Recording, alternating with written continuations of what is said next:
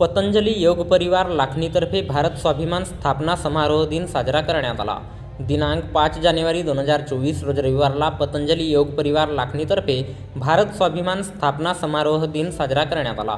कार्यक्रमाचे प्रमुख अतिथी समर्थ महाविद्यालयाचे प्राचार्य दिगंबर कापसे सर, पतंजली प्रभारी सुनील भाग्यवानी, भारत स्वाभिमान प्रभारी सुधीर बावनकुळे, किसान सेवा प्रभारी गोविंदा पडोडे, युवा प्रभारी धनराज तितिरमारे, माजी महिला प्रभारी सुनीताताई फंदे कार्यक्रम हे मान्यवर उपस्थित होते। कार्यक्रमाचे संचालन सोशल मीडिया प्रभारी प्रणाली सावरकर यांनी केले। प्रस्तावना करताना सुधीर बावनकुळे यांनी अतिशय अनमोल मार्गदर्शन करून लाखनी तहसील येथे नवीन योग वर्ग उघडण्याकरिता सर्व साधकांकडून संकल्प घेतला आणि या दिवसाचे महत्त्व सांगितले। योग प्राणायाम हवनयज्ञ करण्यात आले। हवनयज्ञाचे नियोजन सुनीता फंदे, गोविंदा पडोडे आणि पंचभाई सर यांनी केले।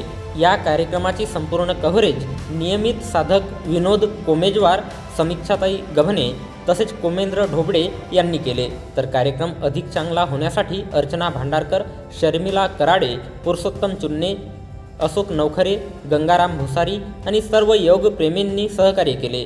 कार्यक्रमाचे आभार प्रदर्शन कविता मोडकिरे यांनी मानले।